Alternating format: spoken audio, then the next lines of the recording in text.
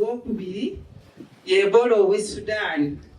Ebola oyo ayagala okwefaananyizaako obubonero ebbogomu, okuluma omutwe, omusujja, okugwamu amaanyi, naye ekyenjawulo ye oluusi omuntu atandika okusesema n'okuddukana, ate ng'addukana omuli omusaayi, ate bwe buba bukuze nnyo atandika n'okuvaamu omusaayi mu bitundu bye eby'omubiri. Era kiba kirungi n'odduka n'ogenda mu ddwaliro n'osobola okuyambibwa. Ate n'ekyokubiri, tubakubiriza okulaba nti mugezeeko okubeera nga muli bayonjo, otaase obulamu bwo, otaase n'obwa munno. Mugezeeko okunaaba mu ngalo emirundi mingi.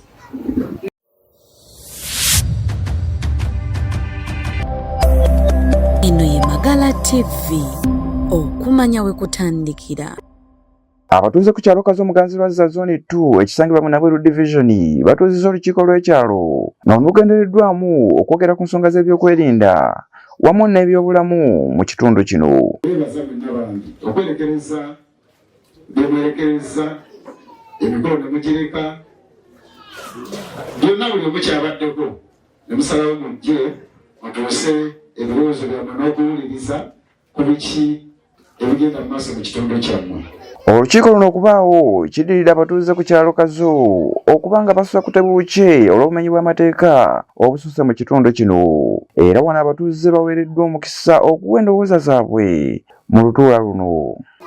Kyenjagala okutereeza kyeya, nzijukira twaliko wano mu miitingi eyaggwa mwayogera ku ky'oluzzi wansi awo, naye n'essaawa ya leero amazzi gabuza abantu bava eri Nakamiro baganona wano ewaffe.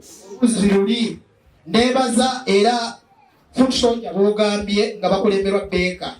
Abantu bangi boogedde ebigambo bingi ku baana abo, naye abaana abo tebakoze mulimu gwa security gwokka, naye ku luzzi olwo batuyambye nnyo.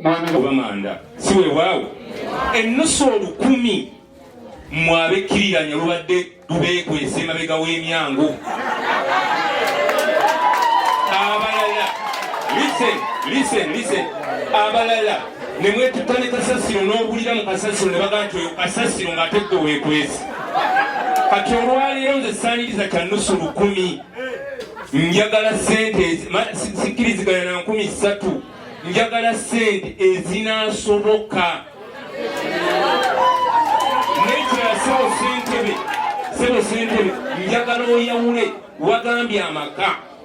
Nze nkuze lwakuba kati olwaleero n'emizigo gyaffe maka. Mutibwa Muhammad akulemerwa mukulu Kyema Kigozi. Ensonga ya kasasiro eri bweti, abakima kasasiro mu mwezi baddamu omulundi gumu ne baleetera kasasiro oyo okuwera mu bantu ne bamutambuza mu bantu. Kitegeeza abakima kasasiro beyongere okukima kasasiro mu budde, kasasiro obutawera mu bantu. Sekamidi twagala kibonerezo kubanga olwambe ekyo emmotoka ziyitamu emirundi eki buli wiiki. Ng'atimya emirundi emeka. Okusinziira ku birowoozo by'abatuuze wamu ne ssentebe waabwe Kigozi Ismail, abatuuze bakkiriza okutwanga ensimbi buli mwezi 2,000 ziyambeko mu kunyweza ebyokwerinda. Tubadde n'olukiiko olw'ekyalo nga lukoleddwa mu byokwerinda.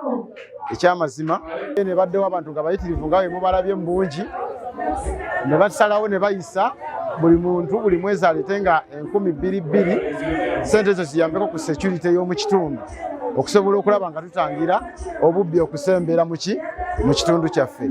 Era kikoze bulungi nnyo n'omubaka waffe owa disitulikiti mukyala Naluyima naye najja n'abeerawo ne bakansalazi abalala okulaba nga tusobola okulaba nga security enywera bulungi. Olukiiko luno lwetabiddwako abakulembeze ku mitendera egy'enjawulo nga muno mwe mubadde n'omubaka omukyala wa Wakiso disitulikiti Robert Naluyima. Nga bwe zimalira nga zikwatako n'olwekyo mu ekyo neetonda nti temusobola kundaba buli kaseera, ate Katonda nga ndaba saagala mbasuubize ebyobulimba nti n'enkya mujja kundaba ne luli mujja kundaba mba nkola ki mba nnimba. Naye kyongera okubasuubiza nti we mwakwata eddoboozi nga ddoboozi lya Wakiso ne munsitula ne muteeka mu Paliamenti ya Uganda, Wakiso tesigala kye kimu kubanga njogera ensonga nga zikwata ku mwe banna Wakiso ate nga zikwata ku bannayuganda. Ekyo kyennyongera okweyama nti President Kyagulanyi nga tutambulira wamu kubanga ffe President waffe yakutta omumuli tutaase Uganda tugitaase ebe nga eyingira mu ssanyu kuba bannaffe bano priorities zaabwe engeri gye balabamu Uganda ebibyetaagisa nga ffe tubagamba ssente ku by'eddwaliro tuteeke ssente mu by'okusoma sente zonna tube nga tunyweza local governments zikole emirimu kubanga parliament ne central government eba tetuuka buli wamu.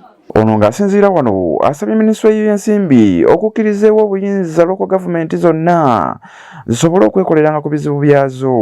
Ebimu ku biteeso bye baleeta by'olaba nti nno kyekiteeso kiri kye nayogerako ti local raise revenue abenga alekebwa municipality ebenga erina amaanyi gaayo kati tutuuka tutyanga wano waliwo enfuufu kubanga meya bakitte talaba ssente ezo zalina kukozesa akole emirimu. Kino kitwogerako ddala nti local governments weziba nga tezirina maanyi zimaliriza nga abantu ne batuula mu meeting ya zone tebakyasobola kubako kye beekolera. Luli LC zabanga ne 20 ne 5% ne kati ne LC ne bwe zituula tezirina bintu byakozesa kubanga sente zayo zo zitwalibwa ne zisigala mu center n'omala akabanga nga tezikomyewo. So ngenda kusaba Ministry ya Finance yeekube mu kifuba ebenga Parliament we yasalawo ete sente zino ezirina okuddanga wansi ale ziroke ziyambeegako zikole nga bwe zirina okutambuza. Naye nebaza nti abantu bakazo basobola okutuuza LC1 meeting netuuza ekyalo mwenna local councils gye muli eyo LC1 LC2 muddemu bupya amaanyi mwafunye mapya mutandika okutuuza meeting zino abantu banjulenga ebizibu byabwe ate mubenga mutambuza emirimu. Mu ngeri y'emu abamu ku bakulembeze abeetabye mu lutuula luno balaze okutyera ebyokwerinda mu ggwanga engeri gye bisere byemu. Obweguti ne tubeera nga tusobola okulaba nga tubawondera naye kati saawa eno tugenze poliisi ez'enjawulo tulemedde okufuna abantu bano gye bali.